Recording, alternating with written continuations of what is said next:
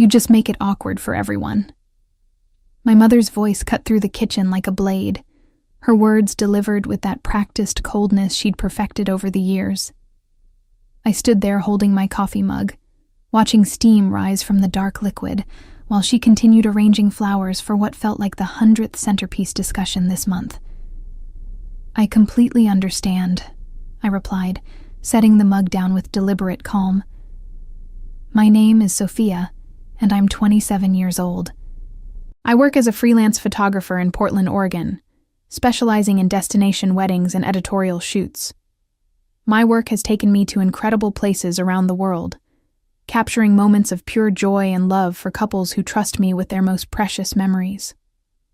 What makes this conversation particularly bitter is that I've photographed over 200 weddings, but I won't be attending my own sister's." "Good," my mother said, not bothering to look up from her flowers. "Elena's day needs to be perfect, and you know how you can be sometimes. How I can be sometimes." That phrase had followed me through childhood, adolescence, and apparently into my adult life. It was code for being too tall, too opinionated, too successful, or too anything that might overshadow my younger sister Elena. At 24, Elena had always been the family's golden child. She was petite where I was tall, soft-spoken where I was direct, and most importantly, she'd chosen the right kind of life according to my parents. Elena was marrying Bradley, a real estate agent she'd met through friends. Their wedding was planned for a beachfront resort in Miami, complete with 200 guests, a string quartet, and enough white roses to fill a greenhouse. Every detail had been discussed endlessly at Sunday dinners, from the shade of ivory in her dress to the flavor profile of the 7-course dinner. "The guest list is already so tight," my mother continued, finally glancing at me with those pale blue eyes that had never quite seemed to see me properly. "Elena really wanted to include some of Bradley's college friends, and you know how these venues are about numbers." I nodded again, though we both knew this wasn't about venue capacity. This was about the same pattern that had defined my relationship with my family for as long as I could remember. When Elena graduated high school, I was asked not to bring up my photography scholarship because it might make her feel bad about her grades. When she got engaged, I was told to keep my own relationship with Lucas quiet, because she needed time to be the center of attention. Lucas. Just thinking about him made my chest warm in a way that had nothing to do with the coffee. We'd been together for 3 years, having met when I photographed his sister's wedding in Barcelona. He was a cinematographer and documentary filmmaker, splitting his time between Los Angeles and wherever his projects took him around the world. My family had met him exactly twice, both times treating him with the kind of polite disinterest they reserved for my career achievements. "When is Elena's wedding again?" I asked, though I knew the answer perfectly well. "October 15th. The ceremony starts at 4, and we're doing photographs on the beach at sunset." My mother's voice softened when she talked about Elena's plans, the way it never did when discussing my work. "She's going to look absolutely stunning. Bradley's grandmother is letting her wear the family pearls." October 15th. I filed that date away carefully, though for reasons my mother couldn't imagine. "That sounds beautiful," I said, and meant it. Despite everything, I wanted Elena to be happy. The problem wasn't my sister herself, but the way my family had created this dynamic where only one of us could shine at a time, and it was never my turn. My phone buzzed with a text from Lucas. "Coffee meeting went great. Milano confirmed for October. Everything still good on your end?" I smiled, typing back quickly. "Perfect timing. Just had an interesting conversation with my mother. The wedding is going to be photographed by someone from the resort," my mother said, pulling me back to the conversation. "They do beautiful work, very traditional and elegant." Traditional and elegant. Unlike my style, which had been described in magazines as bold, cinematic, and emotionally raw. I specialized in capturing the moments between moments. The tears of joy when nobody was supposed to be looking. The spontaneous laughter during formal poses. My portfolio had been featured in several international publications, and I'd been booked solid for the past 2 years. "I'm sure they'll do a lovely job," I said. My mother finally looked at me directly, studying my face as if searching for signs of the drama she expected. "You're taking this very well. I was worried you might make a scene." Make a scene. There it was again. That assumption that my natural response to disappointment would be some kind of theatrical outburst. I'd learned years ago that reacting emotionally to my family's decisions only reinforced their belief that I was too dramatic, too sensitive, too much. Why would I make a scene? Elena deserves to have exactly the wedding she wants, with exactly the people she wants there. Something flickered across my mother's face, almost like surprise. She'd been prepared for tears, arguments, or pleading. My calm acceptance seemed to unsettle her more than anger would have. "Well, good. I'm glad you understand." I picked up my coffee mug and headed toward the door. "I should get going. I have a client call in an hour." "Another wedding?" she asked, and I could hear the faint dismissal in her tone. "Actually, yes. A very special one." That evening, I sat on my apartment balcony with Lucas on video call, watching the sunset paint Portland's skyline in shades of gold and pink. He was in his hotel room in Milan, the city lights twinkling behind him as he explained the logistics of his latest documentary project. "So, we're definitely cleared for filming at the villa?" I asked. "Absolutely. Giuseppe is thrilled to host us. He says October is the perfect time for the lighting you want." Lucas leaned back in his chair, that familiar smile playing at the corners of his mouth. "Are you sure about this, love? It's a big step." I thought about my mother's words, about the decades of being made to feel like I was too much, too inconvenient, too awkward for the family narrative. I've never been more sure of anything in my life. The weeks following that conversation with my mother passed in a blur of careful planning and quiet preparation. I went about my regular routine, photographing an engagement session in Mount Hood, editing photos for clients, and having dinner with my parents every Sunday as if nothing had changed. But everything had changed, in ways they couldn't possibly imagine. "Have you thought about what you'll do during Elena's wedding?" my father asked over dinner one Sunday evening. He was cutting his steak with the same methodical precision he applied to everything in his life as an accountant. "Maybe take a little vacation. You work so much." My father, Daniel, had always been the gentler of my two parents, though gentle was relative when it came to the family dynamics. He didn't actively exclude me the way my mother did, but he also never challenged her decisions.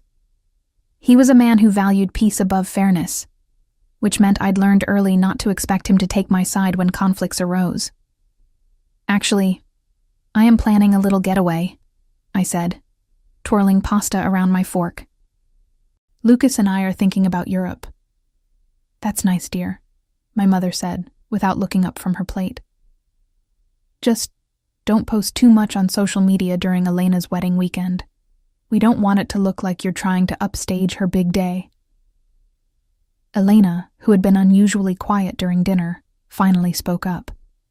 "Mom, Sophia can post whatever she wants on her own social media."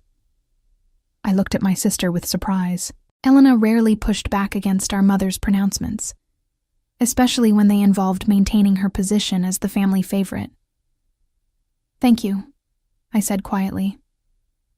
Elena met my eyes across the table, and for a moment I saw something that looked almost like guilt. We'd been close as children, before the favoritism became so pronounced, before every achievement of mine became a threat to her specialness. Sometimes I wondered if she missed that closeness too. "I just think everyone should be able to enjoy their own life," Elena said, then quickly returned to her dinner. My mother's lips pressed into a thin line, but she didn't respond directly. Instead, she launched into a detailed description of the floral arrangements for the wedding, complete with Latin names for various exotic blooms. I listened with half an ear, my mind drifting to the very different plans Lucas and I had been making. Over the past 3 weeks, we'd had numerous video calls with Giuseppe, the owner of a stunning villa in the hills outside Palermo, Sicily. The property had been in his family for generations, with terraced gardens that overlooked the Mediterranean Sea and architecture that told stories of centuries past. Giuseppe himself was a retired film director who now rented his home for special events, and he'd been immediately enchanted by our project. "The light in October is magical," he'd told us during our first conversation, his English heavily accented but clear. "Golden hour lasts forever, and the garden will still have late roses blooming. You will create something beautiful here." Beautiful was an understatement. The villa was a dreamscape of ancient stone walls covered in climbing jasmine, terraces lined with olive trees, and views that stretched endlessly over turquoise water. It was the kind of place that existed in fairy tales and high-end travel magazines, completely different from anything my family could imagine. "Sophia, are you listening?" My mother's sharp voice cut through my reverie. "Sorry, what?" "I was asking if you needed us to recommend a hotel in Miami for your getaway. Since you'll be traveling that weekend anyway, you might as well go somewhere nice." The irony was almost too perfect to bear. "That's thoughtful, but we're not going to Miami." "Oh, where are you thinking?" "Italy, Sicily, specifically." I kept my voice casual, though my heart was racing. "Lucas has some work there, and I've always wanted to see Palermo." My father perked up with interest. "Sicily? That sounds fascinating. I read an article about the food scene there in National Geographic." "The photography opportunities should be incredible," I said. "Ancient architecture, Mediterranean light, dramatic landscapes. It's exactly the kind of setting that makes for memorable images." Elena was watching me curiously now, as if sensing there was more to my plans than a simple vacation. She'd always been perceptive, even when we were kids. It was one of the things I'd missed about our relationship. "How long will you be there?" she asked. "Just a few days. We fly out October 13th, back on the 18th. October 13th. 2 days before Elena's wedding. The timing wasn't coincidental, though my family didn't need to know that. After dinner, Elena walked me to my car, something she rarely did anymore. The evening air was crisp with the first hint of autumn, and the streetlights cast long shadows across the suburban driveway where I'd learned to drive, where we'd played countless games of basketball as kids. "Sophia," she said as I unlocked my car door. "Are you okay? About the wedding, I mean." I turned to face her, studying the expression on her face. Elena had inherited my mother's delicate features and my father's kind eyes, but right now she looked troubled. "I'm fine," I said honestly. "I want you to have the perfect day you've always dreamed of. But don't you think it's unfair? Mom not inviting you?" The question surprised me. Elena had never acknowledged the family dynamics so directly before. "It's her decision," I said carefully.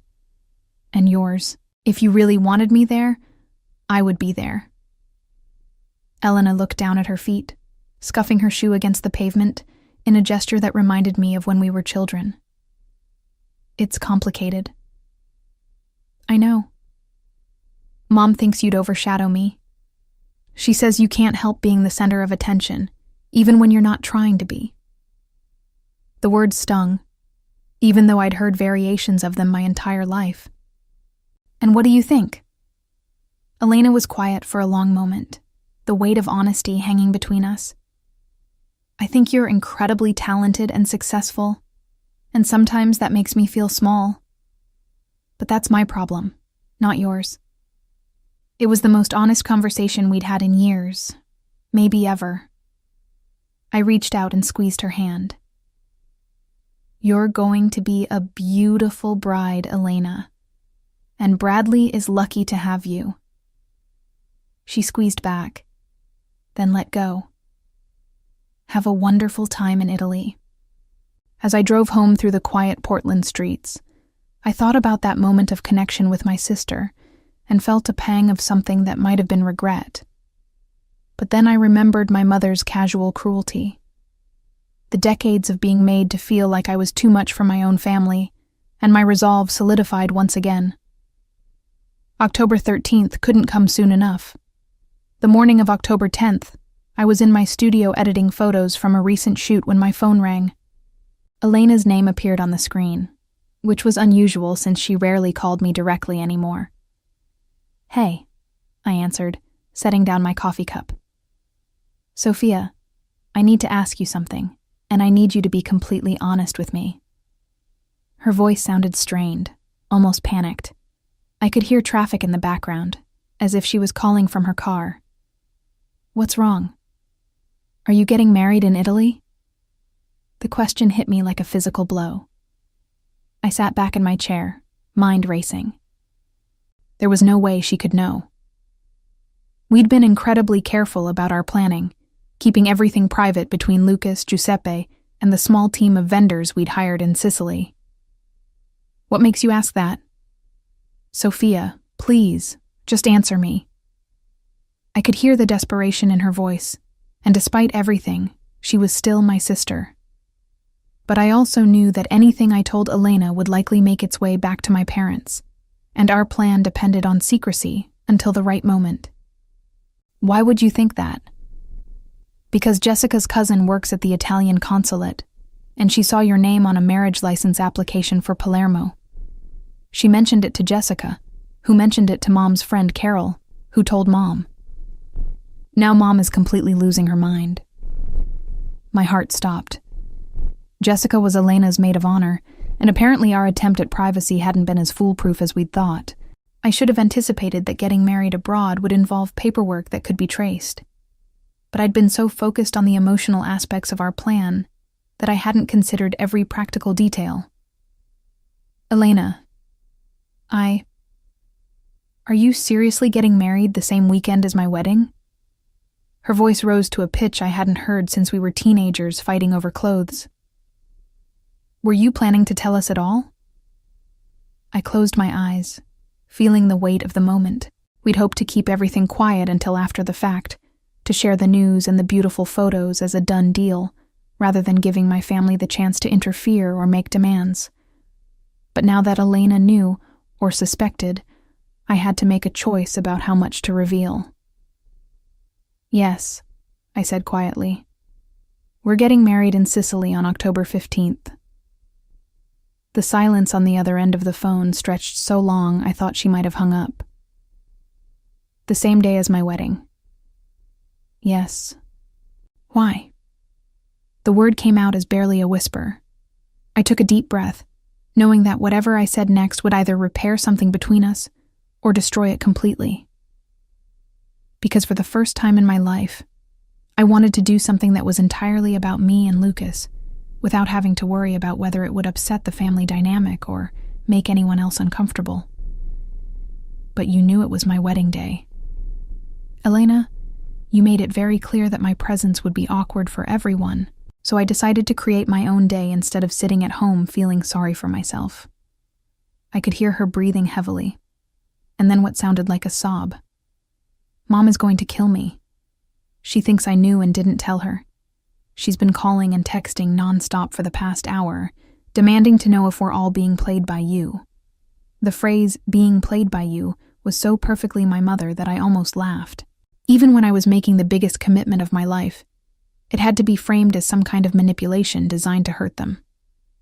"You can tell Mom that this has nothing to do with her or your wedding. Lucas and I have been planning this for months. We chose Sicily because it's meaningful to us, not because I wanted to upstage anyone. But the same day, Sophia, out of all the days in the year, you chose the exact same day." She had a point, and I'd known this confrontation would come eventually. The truth was, choosing October 15th had been partly practical and partly petty. Giuseppe's villa had limited availability, and the October dates that worked for both our schedules and his were the 13th, 15th, and 17th. The 15th offered the best light and weather conditions.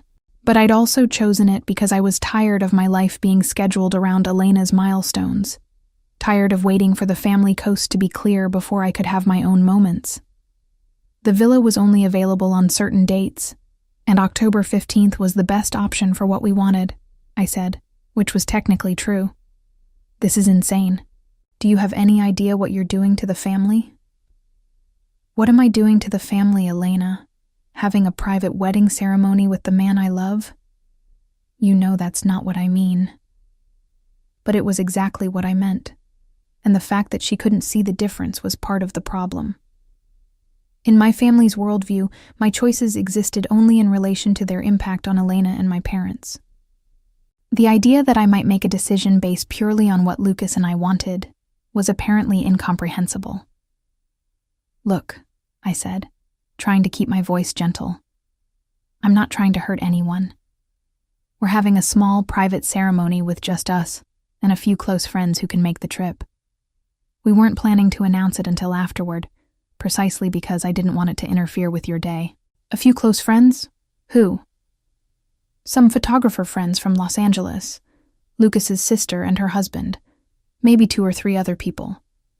Nothing that would take away from your celebration. Elena was quiet for a moment, and when she spoke again, her voice was smaller, more uncertain. Are you inviting anyone from the family? The question I'd been dreading. The honest answer was no. We weren't planning to invite anyone from my family, partly for logistical reasons, but mostly because I knew they would find ways to make it about Elena's wedding instead of about Lucas and me. But saying that out loud would confirm Elena's worst fears about my intentions. We're keeping it very intimate, I said carefully. Immediate family only. It wasn't technically a lie, since Lucas's sister counted as immediate family to him.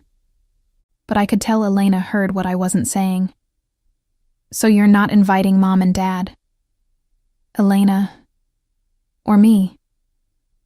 The hurt in her voice was unmistakable, and I felt a stab of guilt. Despite everything, despite the years of being marginalized and excluded, I didn't actually want to hurt my sister. I wanted to have my beautiful day without interference, but I didn't want Elena to feel rejected the way I had. It's not about not wanting you there, I said slowly. It's about needing something that's just ours, without all the family drama and expectations. But we are your family, Sophia. Whatever problems we have, we're still your family. Are we? The question slipped out before I could stop it. Because for the past month, it's been made very clear that my presence at your wedding would be an inconvenience at best. Elena was quiet again, and I could practically hear her processing the implications of what I'd said. This is going to destroy everything, she said finally. Or maybe it will be the push we all need to finally be honest about how we treat each other. But even as I said it, I knew Elena was probably right. My wedding in Sicily was going to detonate whatever fragile piece existed in our family dynamics. The question was whether anything worth saving would remain afterward. Within hours of my conversation with Elena, my phone was ringing nonstop. First my mother, her voice reaching decibel levels I hadn't heard since I was 16, and came home past curfew. Then my father, disappointment radiating through his careful, measured words. Then Elena again, now crying and asking if there was any way to change our date. Finally, my mother's sister Patricia, who rarely called me, but apparently felt this family crisis required her intervention. I let most of the calls go to voicemail. The messages they left painted a clear picture of the chaos my wedding announcement had unleashed. My mother alternated between fury and hurt, demanding to know how I could be so selfish, how I could deliberately sabotage Elena's special day. My father focused on the practical implications, wondering about guests who might be confused, family members who might feel forced to choose between celebrations.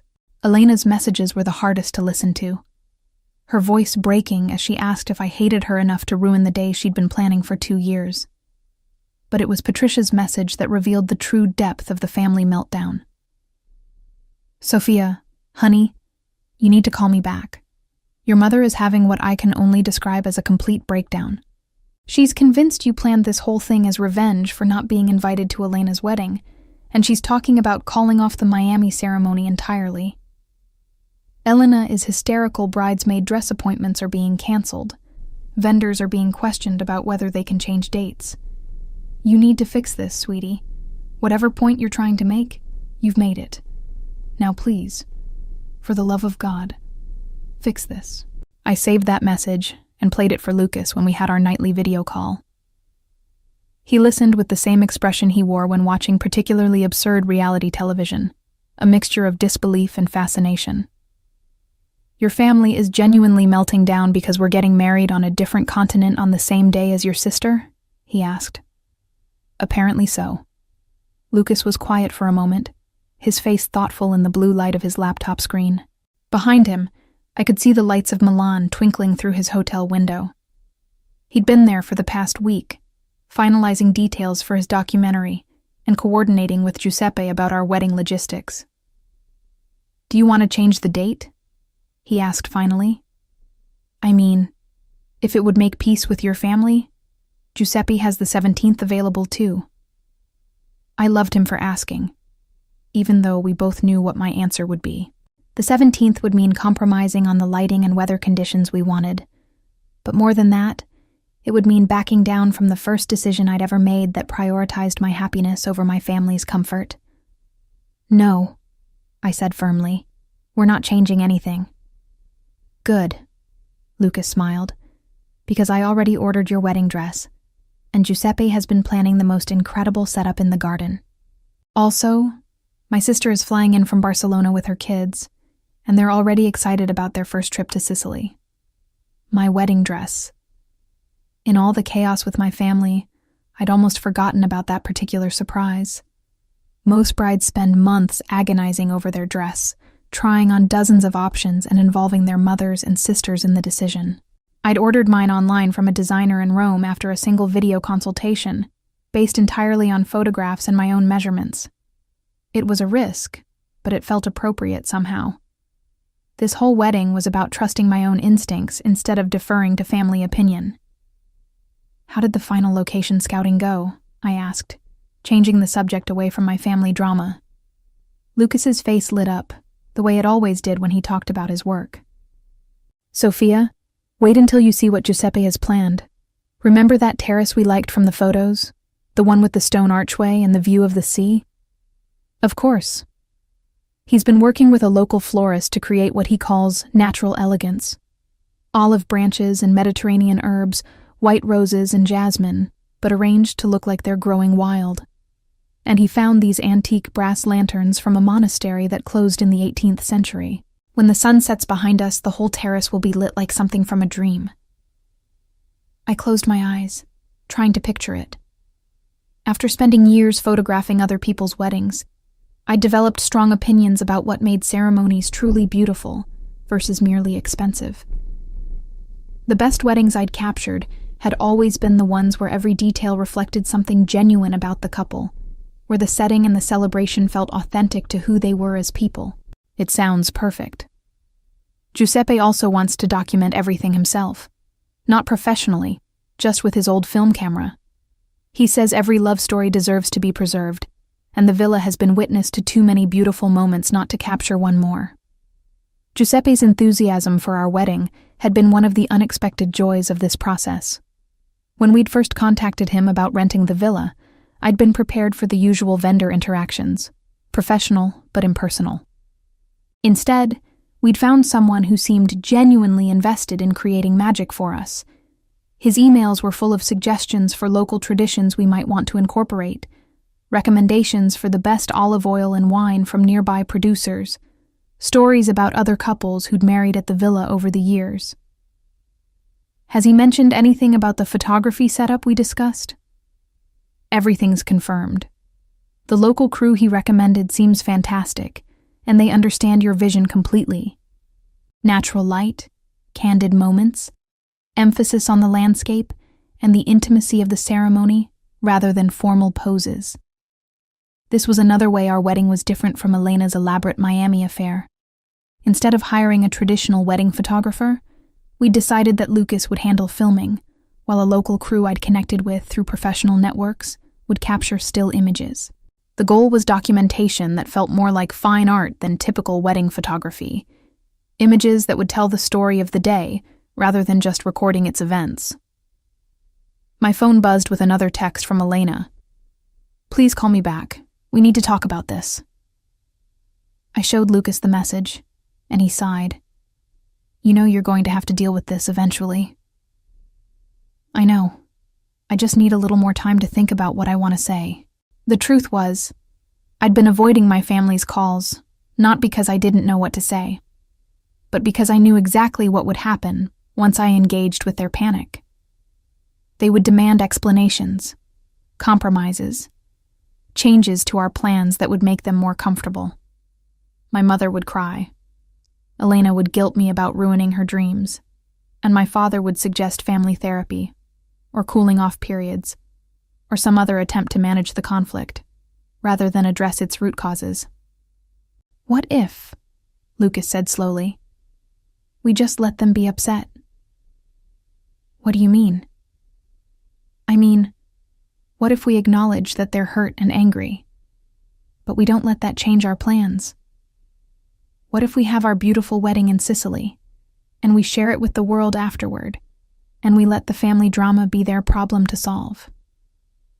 It was a radical thought, at least for someone raised in my family's ecosystem of careful emotional management. I'd been trained from childhood to monitor everyone else's feelings, to adjust my behavior to keep the peace, to make myself smaller whenever my presence threatened the family's equilibrium. They'll never forgive me. Maybe they will, maybe they won't. But Sophia, you've spent 27 years trying to earn their approval, and where has it gotten you? You weren't even invited to your own sister's wedding.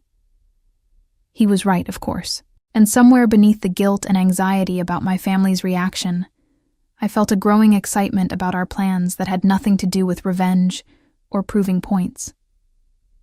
I was going to marry the man I loved in one of the most beautiful places on earth, surrounded by people who actually wanted to be there.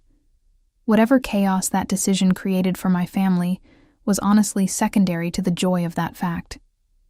"Okay," I said. "Let them be upset." "Really?" "Really. We're getting married in Sicily on October 15th, and it's going to be perfect."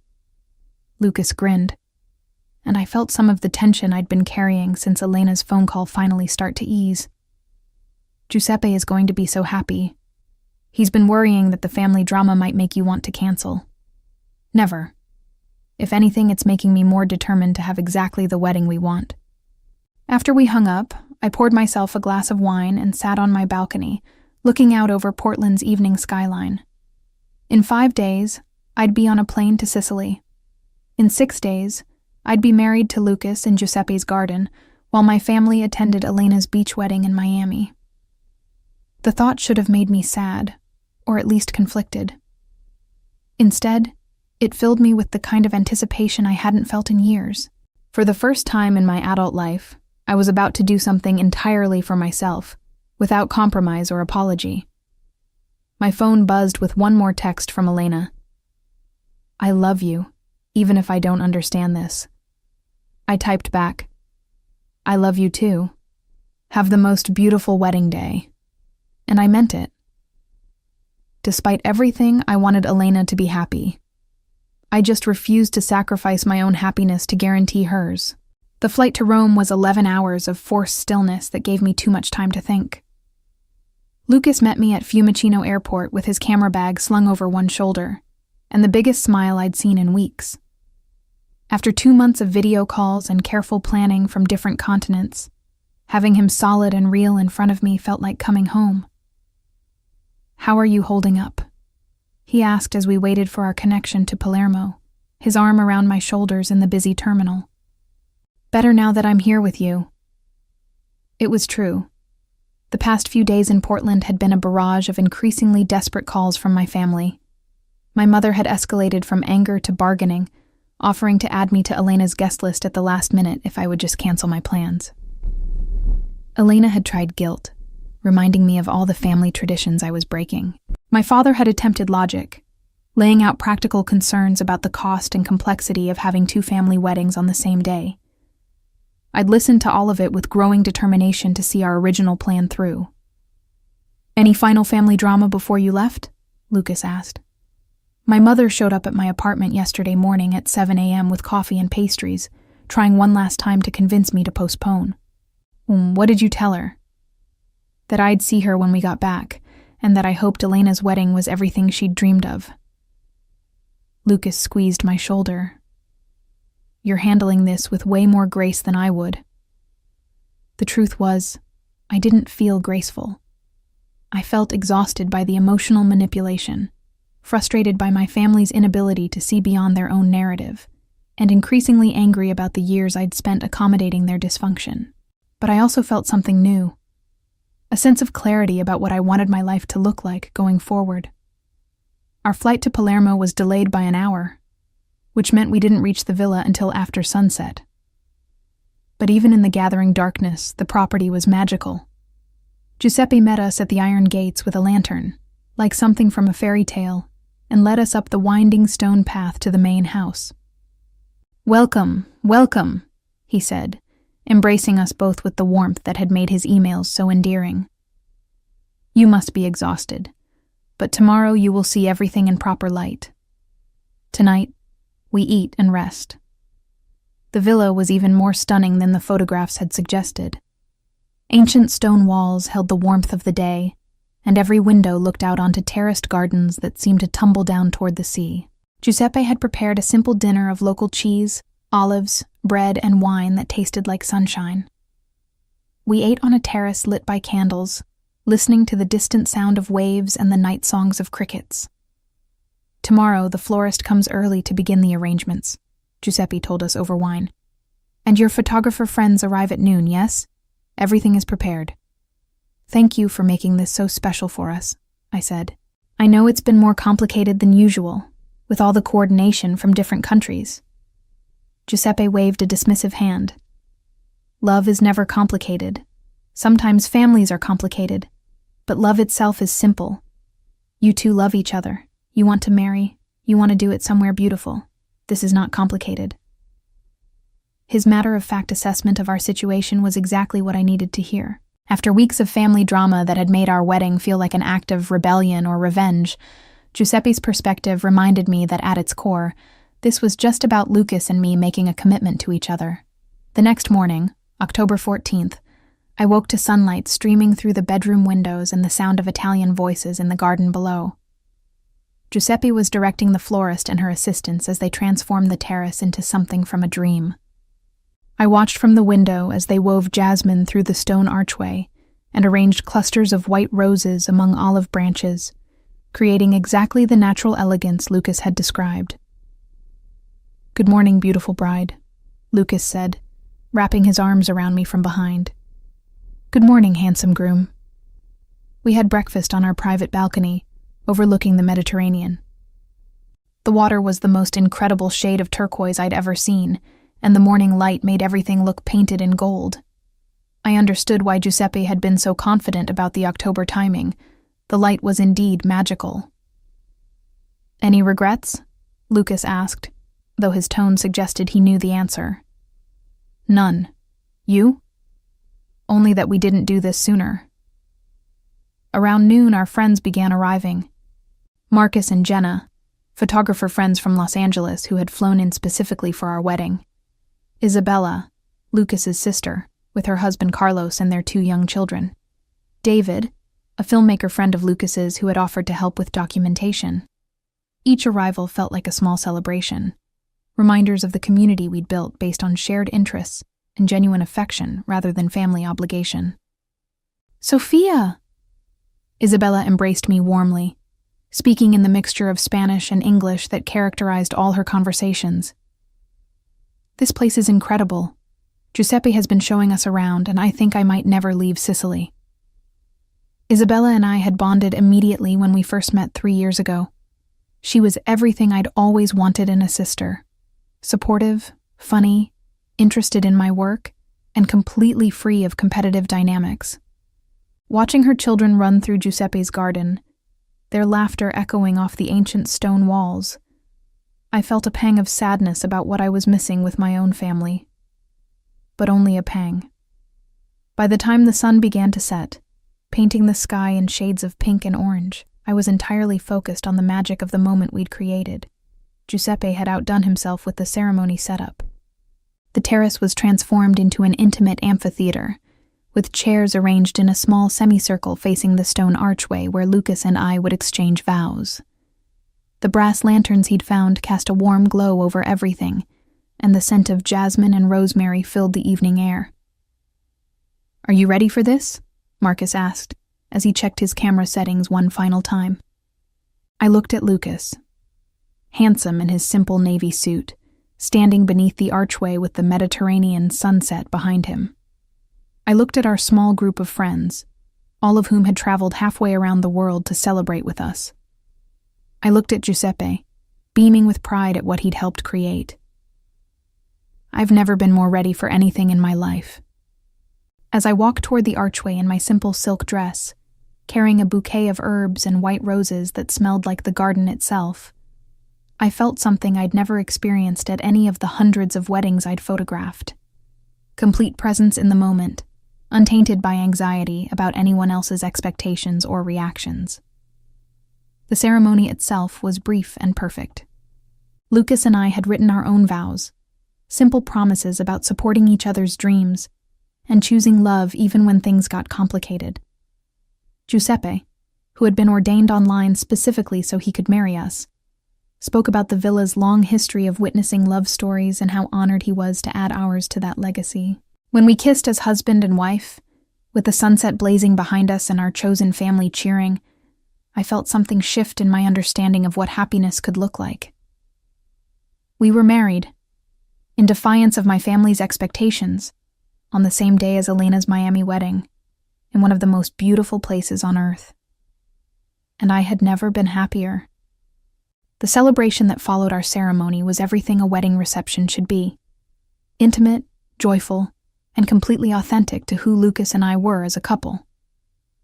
Giuseppe had arranged for a local chef to prepare a feast using ingredients grown on the property, and we ate by candlelight on the main terrace, while a guitarist played traditional Sicilian songs. To Sophia and Lucas, Isabella raised her glass of local wine. For choosing love over convention, beauty over politics, and Sicily over Miami. Everyone laughed and cheered, though I noticed Marcus glancing at his phone with a slight frown. "Everything okay?" I asked. "Just checking the upload progress. The photos are taking forever on this Wi-Fi connection." Marcus had been documenting our entire wedding day, not just the ceremony, but all the small moments, getting ready in our room overlooking the sea, Giuseppe presenting us with a bottle of olive oil from his own trees, the children playing in the garden while adults shared stories over wine. True to his artistic sensibilities, he'd captured everything with the golden hour lighting and cinematic composition that had made him one of the most sought-after wedding photographers in Los Angeles. "There's no rush," I said. "We have all the time in the world." But even as I said it, I was curious about the photos myself. After years of being behind the camera at other people's weddings, seeing my own day through Marcus's lens felt surreal and wonderful. "Actually," Lucas said, pulling out his own phone, "there might be a little bit of a rush." He showed me his screen, which displayed a text from his documentary producer. "Saw the Instagram stories from Sicily. When you get back, we need to talk about a potential project. This looks incredible." "He shared some photos already?" I asked. "Just a few on Instagram. Nothing major." I pulled out my own phone, which I'd barely looked at since arriving in Sicily. My Instagram notification count was higher than I'd ever seen it. 8,947 likes on a photo I didn't remember posting. When I opened the app, I realized Lucas had shared several images to my account throughout the day, with my permission given earlier but forgotten in the joy of the celebration. The photos were breathtaking. One showed me walking toward the ceremony archway, my dress flowing in the evening breeze with the Mediterranean sunset, creating a halo effect behind me. Another captured Lucas and me during our vows, both of us laughing at something Giuseppe had said, pure happiness evident on our faces. A third showed our small group raising glasses in toast, the villa's ancient stone walls and trailing jasmine creating a backdrop that looked too beautiful to be real. But it was the comments that made me pause. Hundreds of them, from photographer colleagues and friends, but also from people I didn't recognize. This is the most beautiful wedding I've ever seen. Where is this place? I need to get married here immediately. The light in these photos is incredible. Sicily looks like a fairy tale. I've been following your work for years, but these personal photos are your masterpiece. Wait, is this the same weekend as your sister's wedding? Didn't you mention that drama? That last comment made my stomach drop. I scrolled through more responses, realizing that several people were connecting my Sicily wedding to the family situation I'd mentioned in passing during previous posts. "Oh no," I whispered. "What?" Lucas looked concerned. Before I could answer, my phone started buzzing with a call from Elena. I declined it, but within seconds she was calling again. "I should probably take this," I said, stepping away from the group. "Sophia?" Elena's voice was tight with an emotion I couldn't identify. "What the hell is happening on your Instagram?" "What do you mean?" "I mean, your wedding photos have been shared by like 50 different photography accounts. People are reposting them everywhere, and some blogger just posted an article called "The Most Romantic Wedding in Sicily," with all your pictures. I felt the blood drain from my face. A blogger? Wedding inspiration accounts are going crazy over your photos. That picture of you walking toward Lucas with the sunset behind you has been shared like 1,000 times in the past hour. This wasn't supposed to happen. We'd planned to share some photos after we returned from our honeymoon, but quietly, privately, with family and close friends. The idea that our intimate ceremony was somehow going viral hadn't occurred to me. "Elena, I need to call you back." "No, wait. Mom is losing her mind.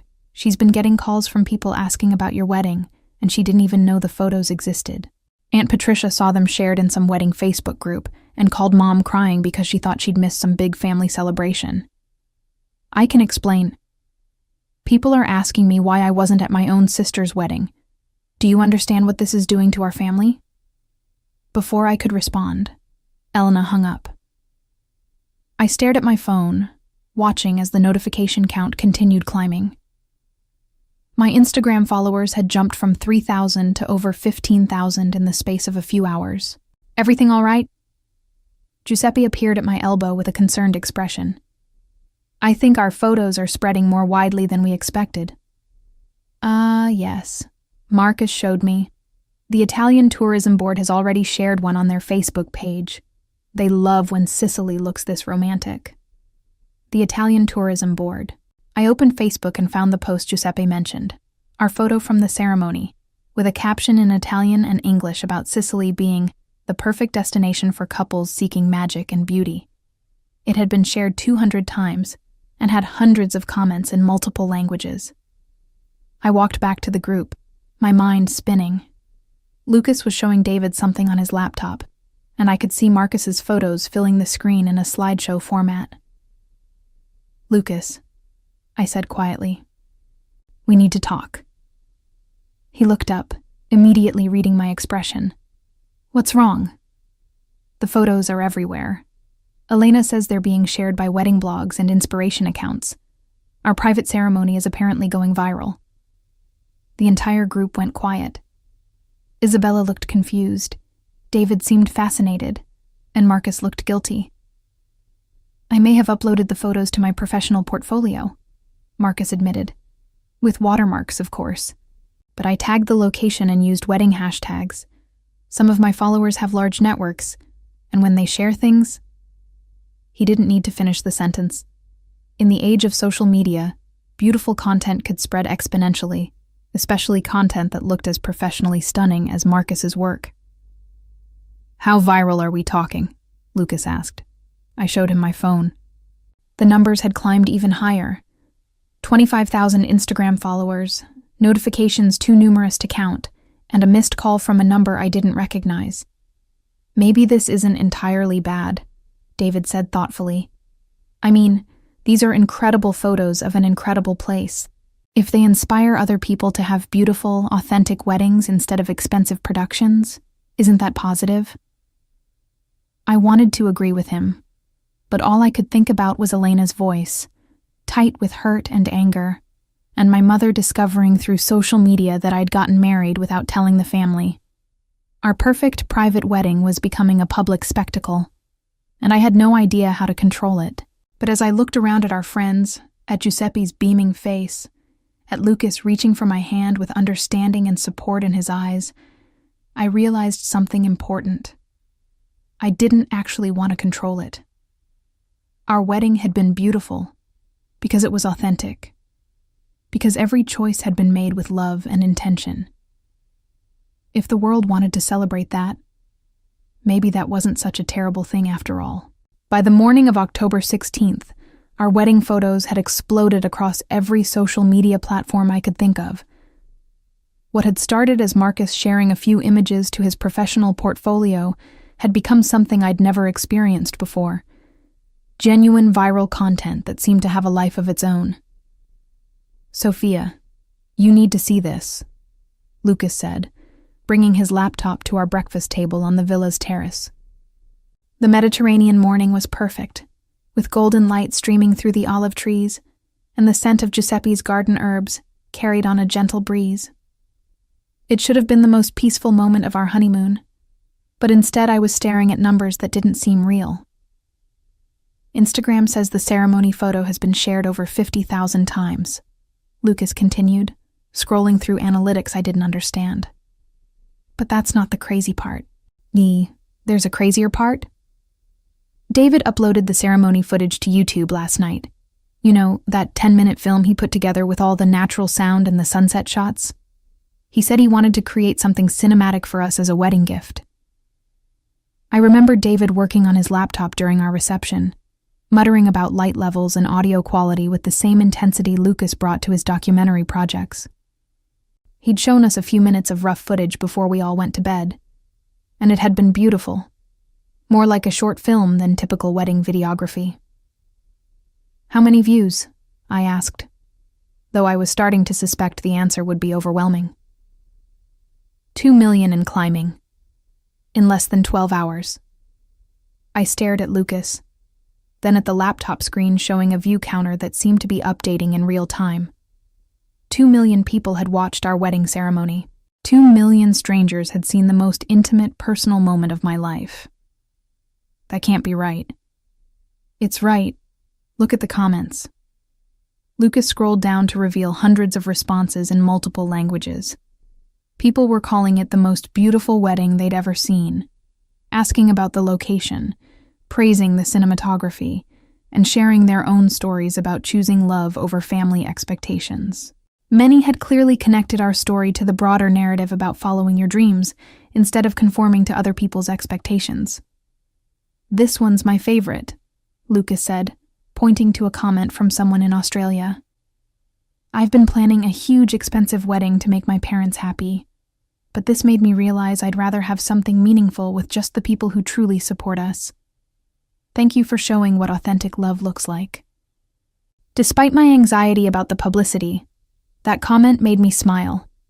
If our choice to prioritize authenticity over family politics was inspiring other couples to think differently about their own celebrations, maybe the viral attention wasn't entirely unwelcome.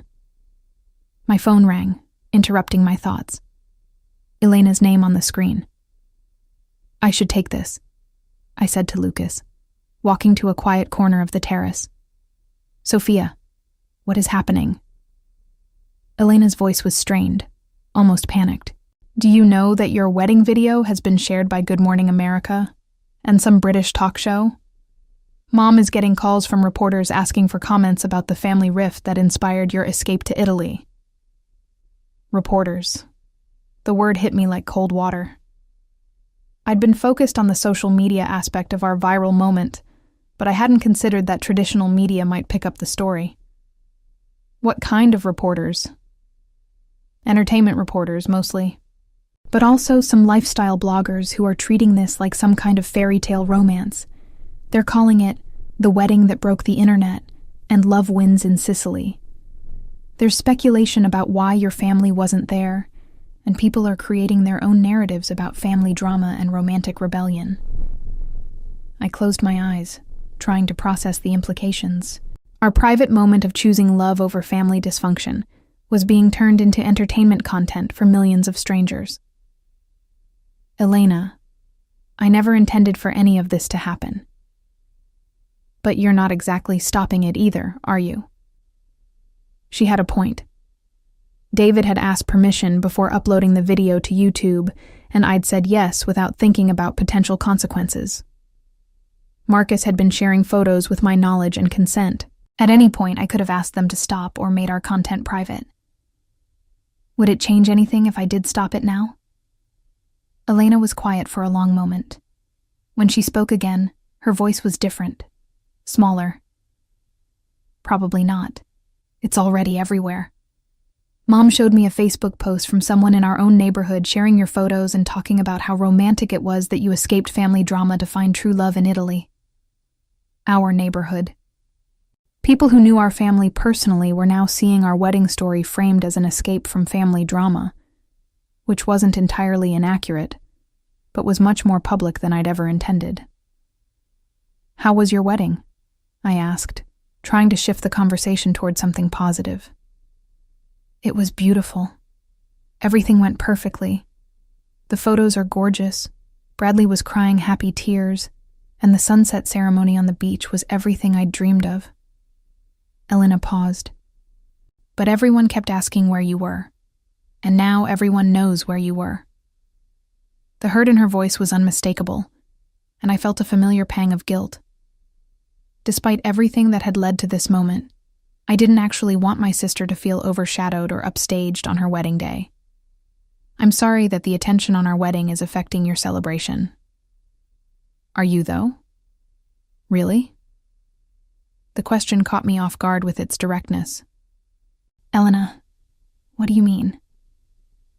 I mean, you chose the exact same day as my wedding, in one of the most photogenic places on Earth, with professional photographers documenting everything. And now it's getting more attention than any wedding I've ever seen. Are you really sorry about that?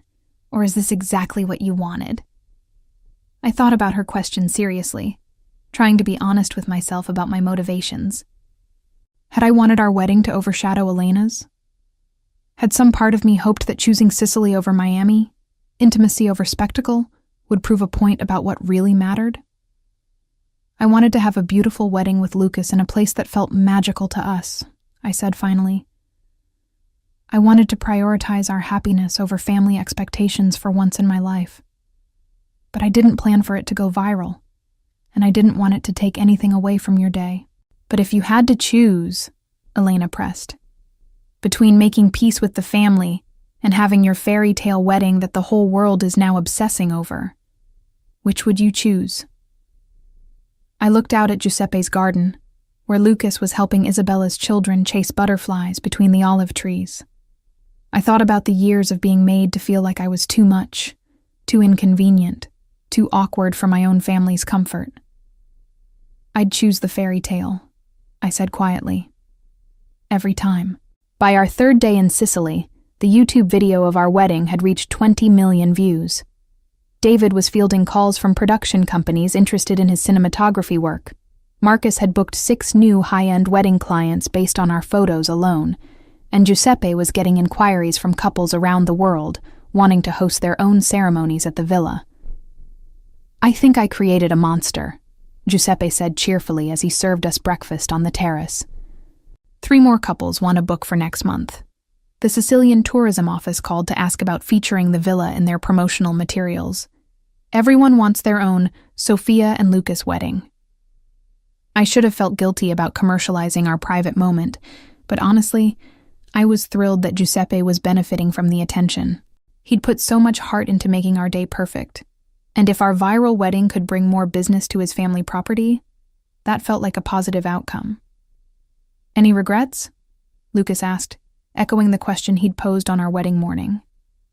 About Giuseppe getting more bookings? None at all. I meant about the publicity, about your family. I considered the question while watching the morning light dance across the water below us.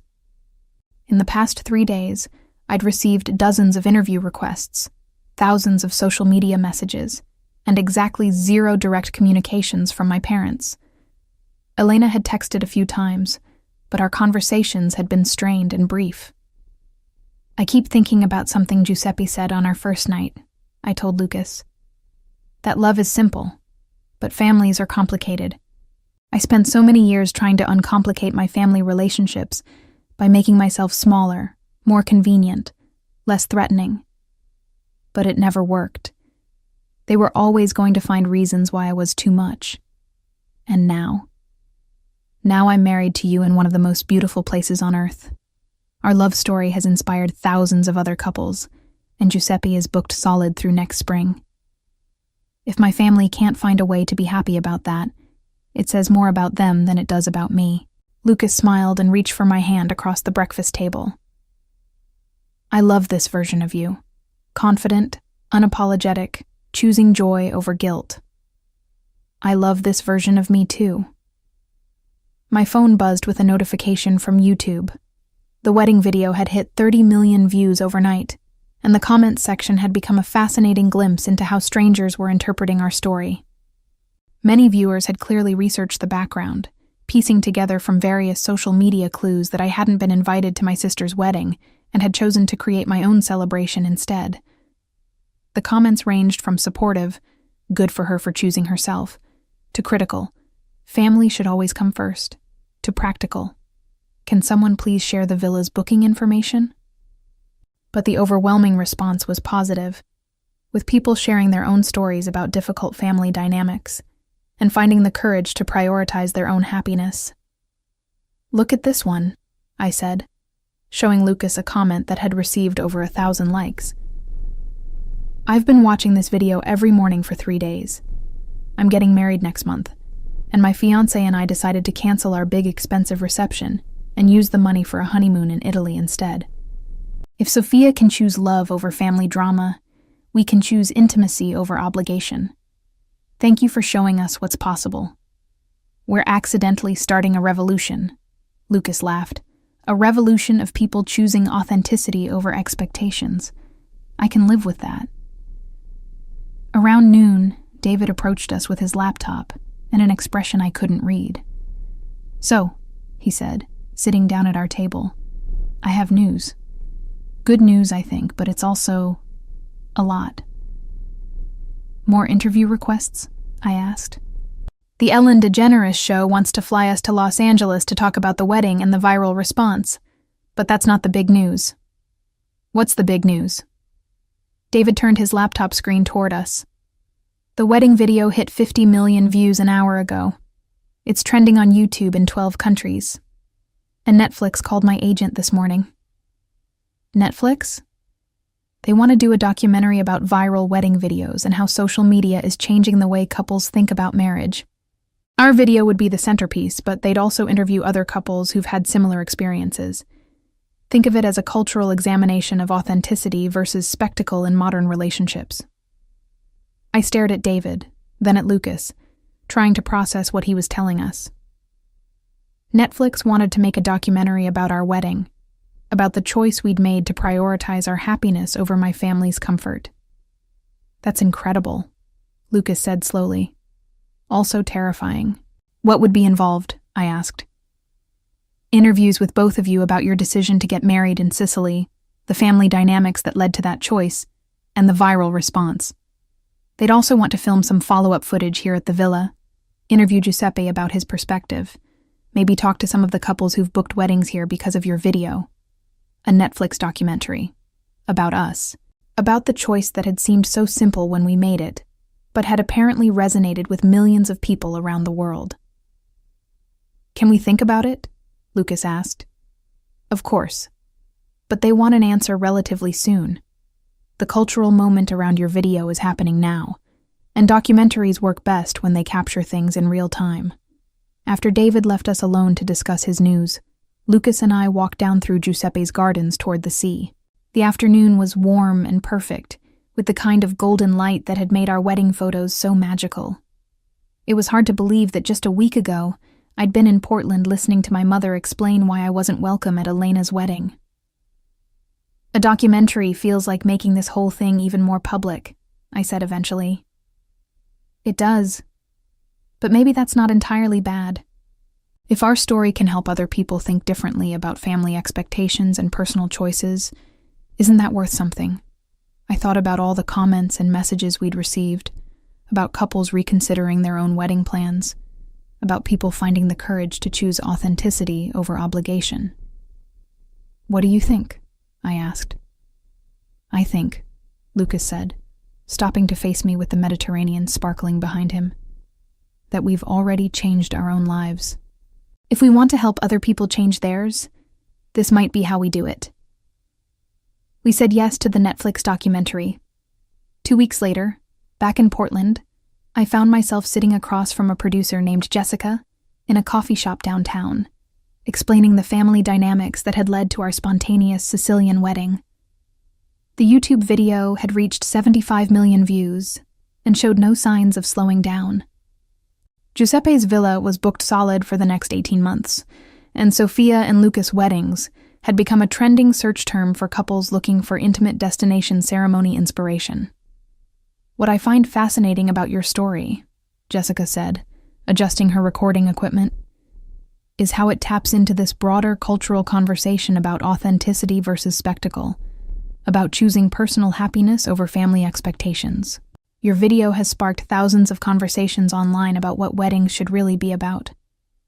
"We never intended to start a cultural conversation," I said.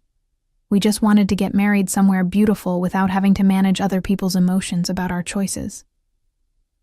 But that's exactly why it resonated. You made a decision that prioritized your own joy, and you did it without apology or explanation. In a world where people are constantly performing their lives for others, that kind of authenticity is rare. The irony wasn't lost on me that our attempt to escape public scrutiny had resulted in more public attention than I'd ever imagined possible. But the attention felt different from the family drama we'd been trying to avoid. Strangers who connected with our story were celebrating our choice rather than criticizing it, supporting our decision rather than demanding we change it. "Have you spoken to your family since returning from Italy?" Jessica asked. It was the question I'd been dreading. The answer was complicated and painful in ways I wasn't sure I wanted to share with Netflix's audience. "My sister and I have texted a few times. My parents and I haven't spoken directly since before the wedding." "How does that feel?" I thought about Elena's last text, sent 3 days earlier. I saw the Netflix announcement. "I'm happy that good things are happening for you, even if I don't understand any of this." I thought about my parents' silence, which felt both hurtful and liberating.